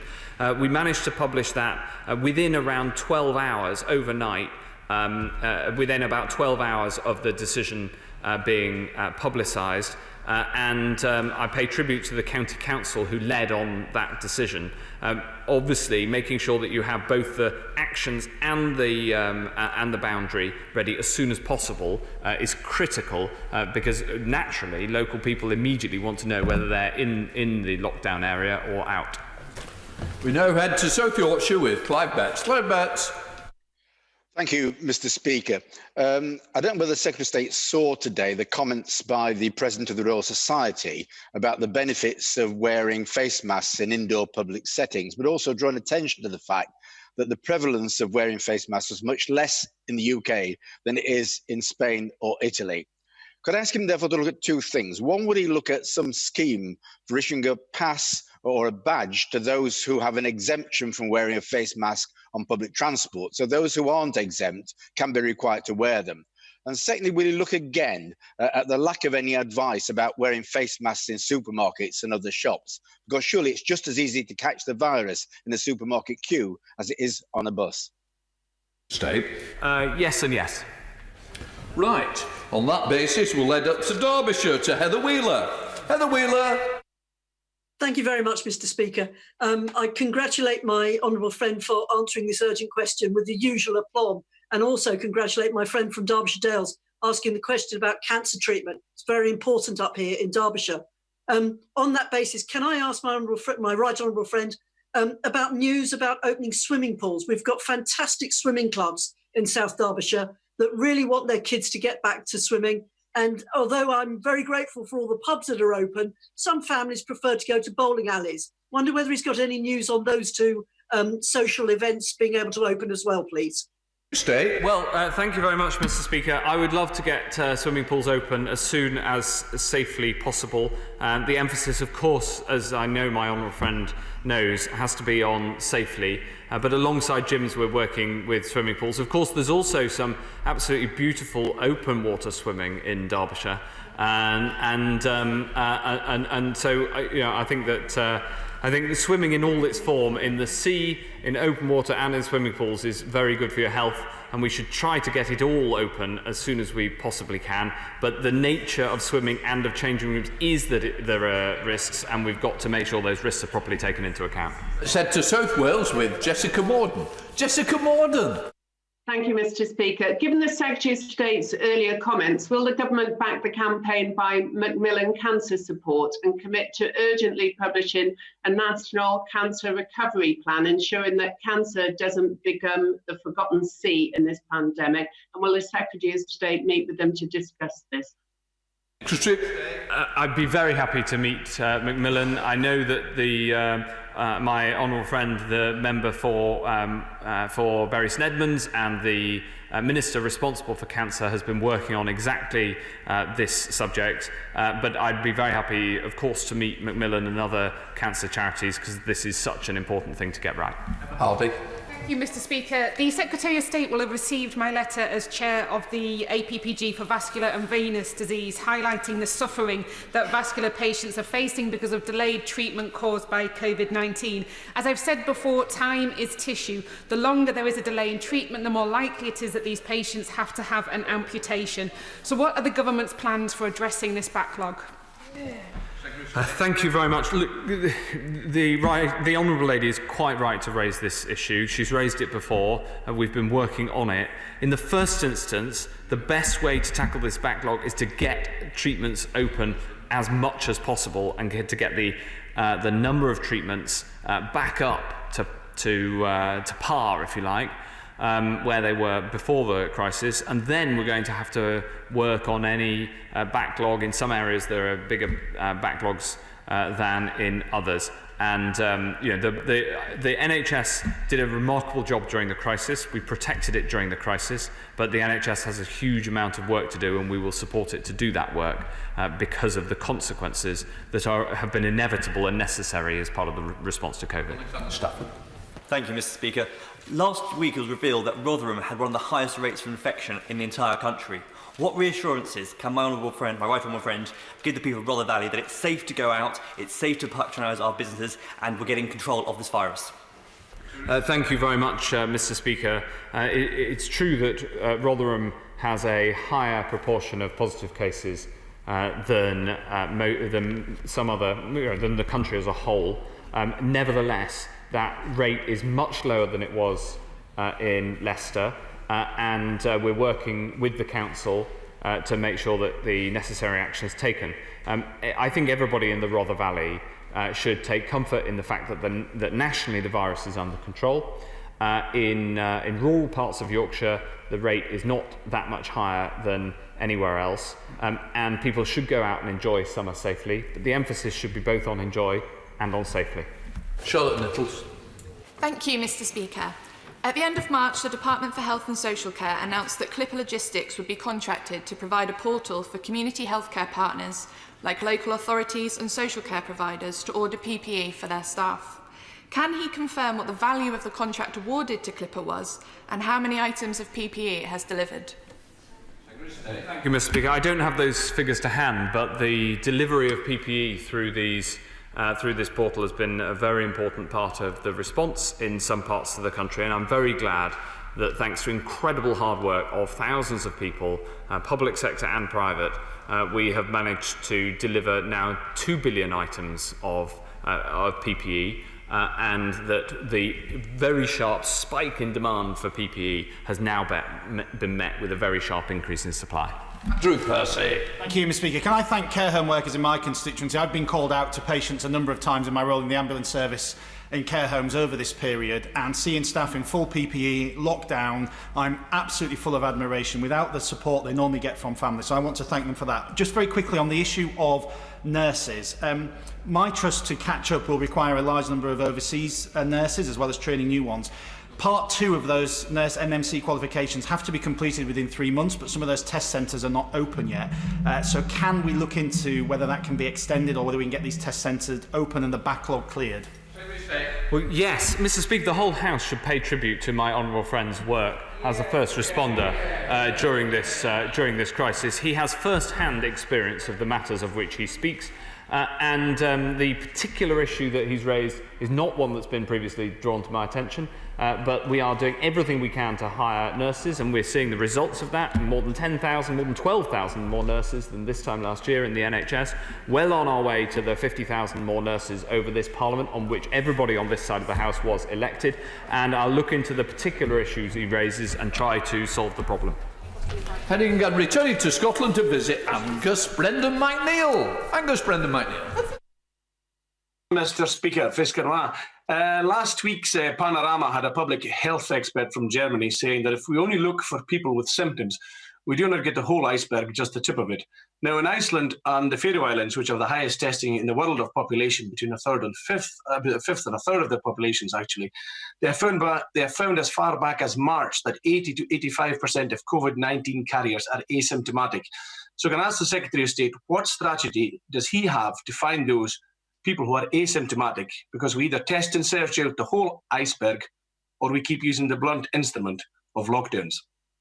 Thank you very much, Mr. Speaker. Mr. Speaker, the honourable gentleman is absolutely right that around 70 to 80% of tests of positive cases in surveys are of people who are asymptomatic. It is one of the most difficult things about this virus. Hence, we have built one of the largest testing capabilities in the world. It is significantly bigger than all of the other major countries, bar a small number. And we're using that testing capability for asymptomatic testing, as well as, of course, for symptomatic testing across the NHS, across social care, and we're supporting Scotland as much as we possibly can in their testing effort too. Right, 23 is withdrawn, so we're going to Stella Creasy. Stella Creasy.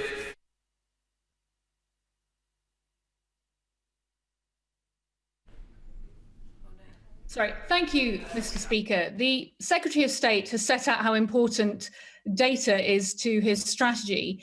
Can he therefore explain why his government has a contract with Deloitte to cover the testing of COVID-19, which does not require Deloitte to report positive cases of COVID-19 to Public Health England or to local authorities? Because the contract is with the department and the reporting comes through the department. Robert Gilbert. Does the Secretary of State share my admiration of care workers on the Yorkshire coast, including those in a care home in my constituency where an outbreak amongst admin staff in the office was contained there and not spread to forward-facing staff or residents? But would he also undertake to support local authorities like North Yorkshire County Council, who in the last fortnight have had to close 2 care homes in Scarborough run by the same company, where evidence from the CQC showed that that level of care was unacceptable and potentially dangerous?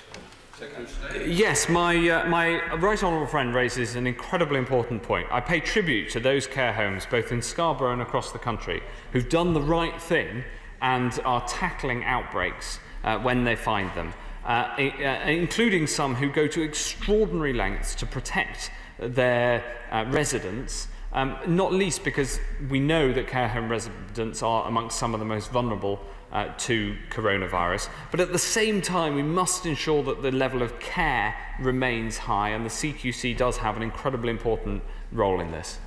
Patrick Grady. Thank you, Mr. Speaker. Professor Michael Baker, who formulated New Zealand's world-leading elimination strategy, said that the UK has all the tools it needs to pursue containment and elimination if it chooses to. The alternative is going in and out of lockdown for months, if not years. Does he agree with that, and will he therefore confirm whether the UK government's strategy for COVID-19 is going to be centred on elimination rather than suppression?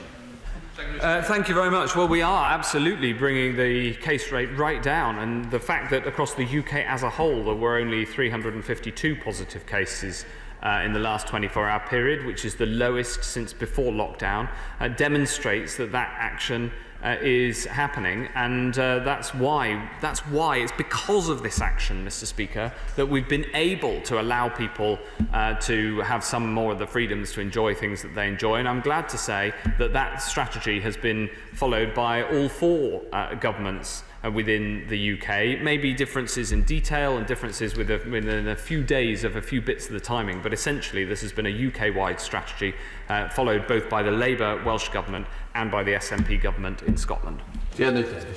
Thank you, Mr. Speaker. Like so many across our country, I was very delighted to visit the pub for the first time over the weekend and had my first pint in a socially distanced fashion at the Durham Ox in Coundon. I was really impressed with Susan and Phil in there for the work that they'd done to enforce social distancing and some of the ingenious measures they put in place, including diligently collecting the contact information of people who entered. So on that note, can my right honourable friend outline how COVID-secure guidance from BAYS is helping to support the vital NHS test, track and trace efforts? Well, this is true, Mr. Speaker. Because of the actions that we've put in place, it means that we can open hospitality like pubs, and doing that safely means that we've been able to open more hospitality than we would otherwise have. I too went for a haircut and a pint on Saturday morning, and the haircut was on Saturday morning, the pint was very early in the afternoon. And I'm glad to say that my name was taken and my phone number was taken when I turned up at the pub. And I haven't been back to Suffolk, though, Mr. Speaker, since February. It's one of the things I've missed most about this whole crisis. And I'm going on Friday, and there I will go to the pub, and no doubt they'll take my number too. Mr. Speaker, we have heard much in recent weeks about the risks of a second wave. Could the Minister please outline the current science on that, and indeed outline when we might be most at risk? Well, Mr. Speaker, the policies we've put in place with the local action are precisely targeted to reduce the risk of a second wave nationally. Nevertheless, As we turn to winter and the weather gets colder, there are signs of some seasonality in this virus, meaning that we will have to be much more careful, both because of the potential impact on how easily the virus transmits, but also because of changes of behaviour, because we know outdoors is safer and it's just harder to be outdoors in winter. So we must remain vigilant as a country. Stephanie Peacock. Thank you, Mr. Speaker. When the impact of COVID-19 on the beauty industry was raised in this chamber last week, the Prime Minister laughed, and that is despite the fact that it contributes £30 billion to the economy and accounts for 1 in 60 jobs. So can I ask the Secretary of State, further to the question of the Honourable Gentleman, what engagement the government has had with this sector, and given that hairdressers and pubs are now open, when can beauty salons expect to open too? Mr. Speaker, the decisions that we've taken are based on clinical advice and clinical advice on the risk, because we know that face-to-face is more high risk than not being face-to-face if you're in close contact. That's been the basis on which the decisions have been taken. Of course, I understand the impact on the beauty industry, and as I said earlier, my right honourable friend, the Business Secretary, is leading on this issue, and will make progress when we safely can. Thank you, Mr. Speaker. Last week I visited St Giles School in Retford, who very kindly gave me one of their excellent cloth face coverings to wear when travelling to Parliament. Will my right honourable friend join me in reiterating that while cloth face coverings can help reduce the risk of transmission in some circumstances, face masks worn as part of PPE for healthcare and other workers should be reserved for those who need it? Well, Mr. Speaker, the use of face coverings that are not formal face masks is valuable, especially in some circumstances, and therefore it's mandated on public transport, and it has been long recommended in some shops. The use of masks, and especially the high-end masks, should be reserved for those who need them in clinical settings. However, I'm also glad to say that the supply of PPE is now much, much more secure than it was a couple of months ago, and that means that face masks are more readily and widely available and are increasingly used in non-clinical settings for the low-end surgical masks, which are the ones that you would typically use if you were in a non-clinical setting. Nevertheless, face coverings are an incredibly important part of our armoury. 31 withdrawn, so going straight to Caroline Notes. Caroline Notes. Thank you, Mr. Speaker. People working in aesthetics, the professionals who tattoo on eyebrows to alopecia sufferers or tattoo on the nipples of cancer patients who've had reconstructive surgery, have been horrified to discover they are categorised alongside strip clubs. Will my right honourable friend please look at this issue urgently to understand how the NHS is referring patients to these people who are still not allowed to open?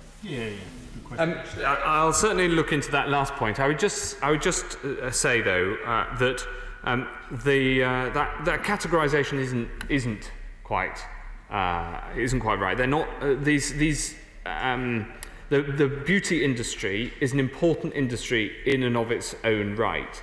And whilst we still do have restrictions in certain areas and categories, that doesn't mean that they should all be lumped in together. They are incredibly important. The beauty industry is an incredibly important industry, and we will get it open as soon as it's safe to do so. We're heading up to Greater Manchester to visit Barbara Keeley. Barbara Keeley. Thank you, Mr. Speaker. At the start of this crisis, the guidance for care homes was unclear. They couldn't get PPE, and patients were being discharged from hospital to care homes without being tested for COVID. Now, the Prime Minister's comments have given offence.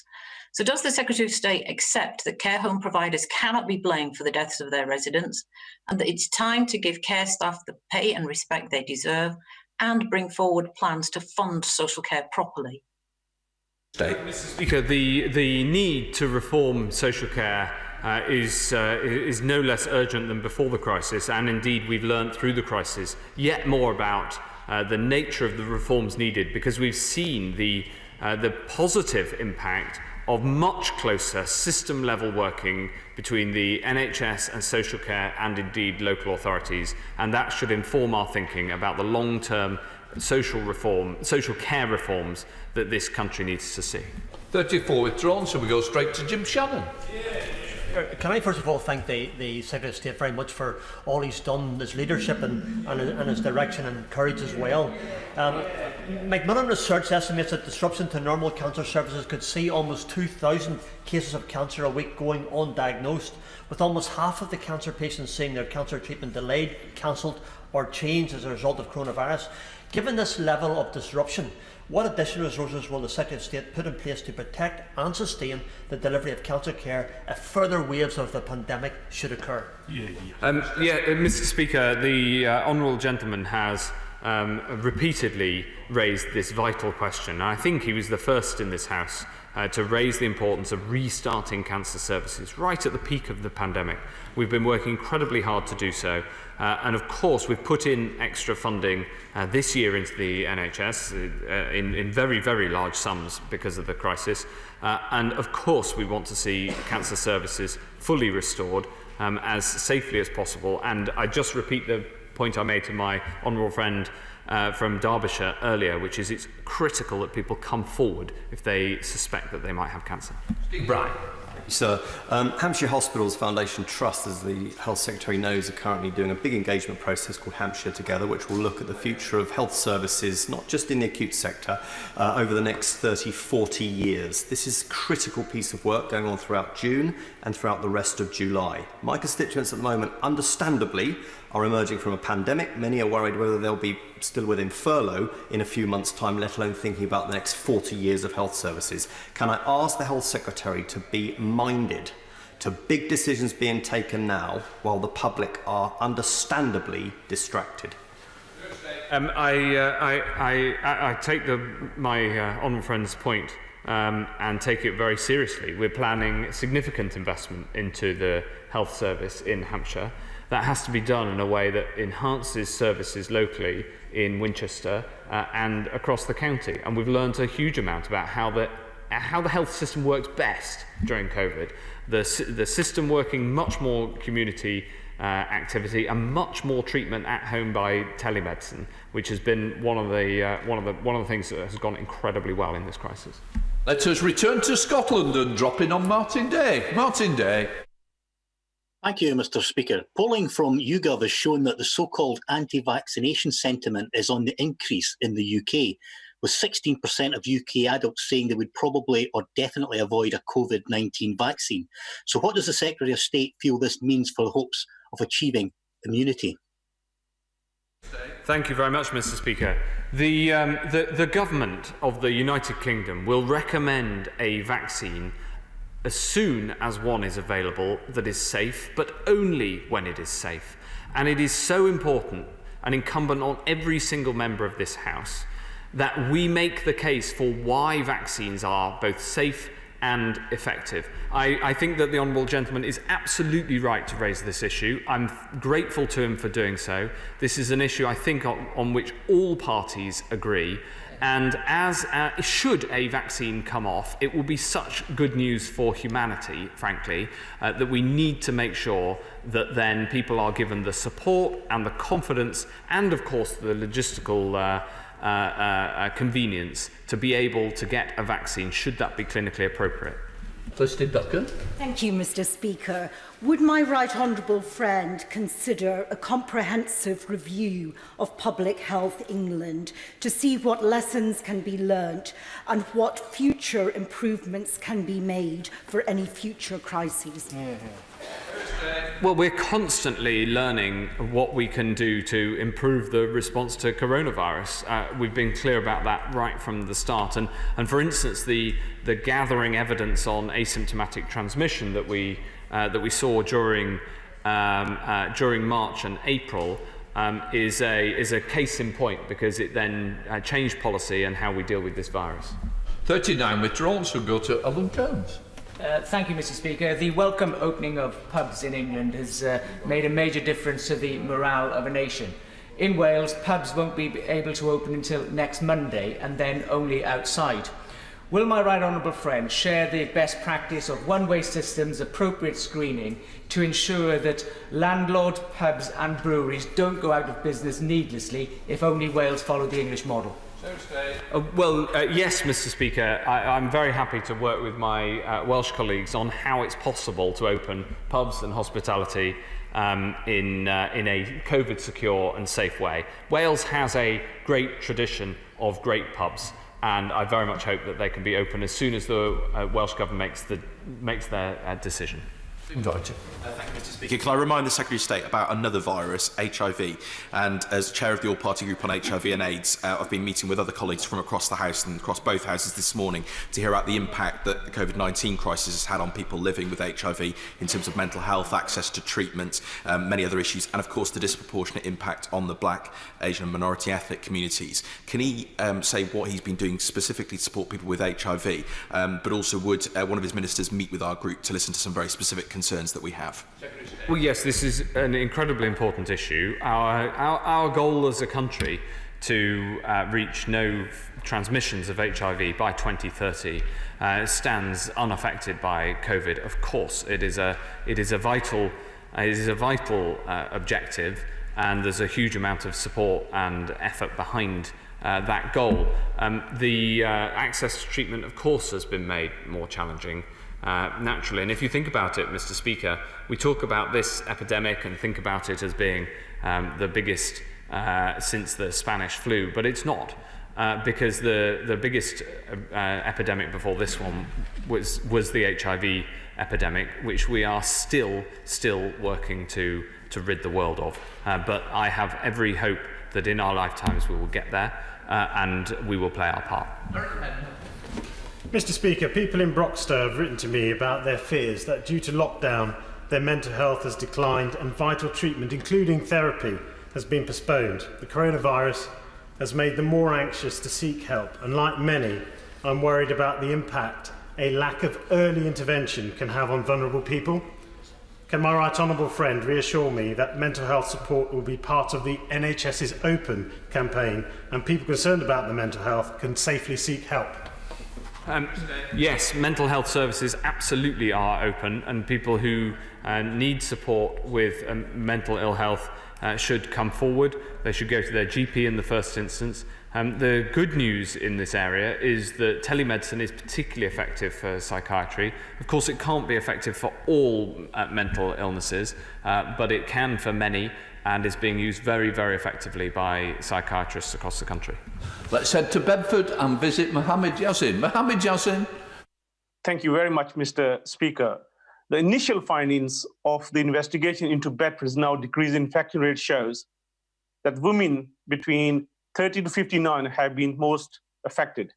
Can the Secretary of State remind everyone that this invisible virus does not just affect the older generation? And does he agree that the published data must include details on ethnicity, older generation, and workplace factors if we are to eliminate the virus and keep the public safe? Yes, Mr. Speaker. We are increasingly publishing more and more data about this virus and who's caught it, in the same way that we're increasingly giving more and more information to Directors of Public Health so that they can use it for the same purposes. He's quite right to say that this virus does not only affect those who are older, although more people who are older tend to die from the disease. Anybody can transmit it, and that is the big risk. I'm glad to say that the numbers of cases in Bedford are coming down, and we keep a watchful eye to ensure that that continues to be the case. 44 withdrawn, so we go to David Linden. Thank you very much, Mr. Speaker. Obviously, coronavirus has impacted all of us, but one such group that's been impacted are the parents of premature and sick babies, and I would commend to the Secretary of State the briefing paper from Bliss that parents aren't visitors. Would the Secretary of State be willing to meet with myself as chair of the All-Party Parliamentary Group on premature and sick babies, as well as Bliss, to look at the impact that this has had on the parents of premature and sick babies and ensure that they get the support they need to support their families at this time? Yes, Mr. Speaker, I would be very happy to meet him and the group. This is an incredibly important issue. It's one that's very close to my heart. I think many in this House will know that one of our members lost premature twins very recently. It's something that affects many, many families, and we must ensure that the services are available, NHS services are available to give premature babies the very best chance in life. Andrew Jones. Speaker, screening programmes help keep people healthy, and indeed this government has expanded them. As the NHS communicates it's open and that people should seek treatment, will my right honourable friend ensure its leaders focus on getting screening programmes back up to full speed and then encourage people to use them and get screened? I'm really glad that my right honourable friend has raised this point, because screening services are so important, including for cancer, a subject that's been raised many times in this session and in the House in general, Mr. Speaker.